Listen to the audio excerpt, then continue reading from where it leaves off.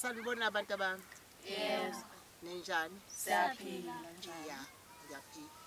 Engicela ukukubuza ukuthi umhlonyana kusuke kwenziwani futhi umhlonyana yini? Umhlonyane uwusiko mntanami. Kuye kube khona imbuzi eziye zisetshenziswe makwenziwa umhlonyane ezimbili. Umhlonyane lo kuba khona imbuzi yomhlonyane yokuthi yokumveza kubantu abadala.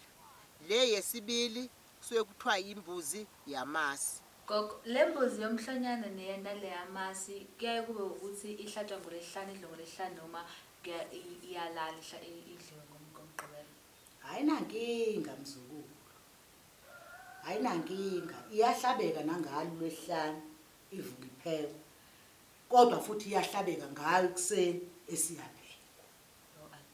Akukhethi njengoba mzukulu uqala wawulele nje uvela unikwe wayevela unomzana bamba imbuzi athi nanti umhlonyaneni naka amaseni esho intombini ayihlabe.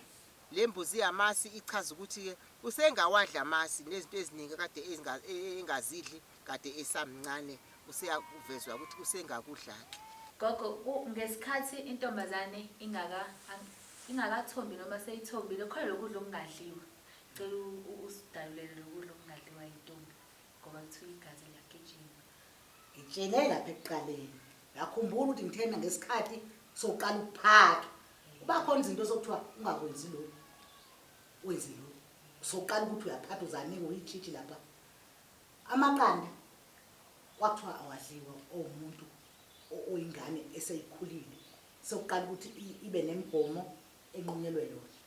Amaqanda wawungawadli. Lo kade ekuzilile engakudli njenganamasi usezadla konke manje nathi. Nanji.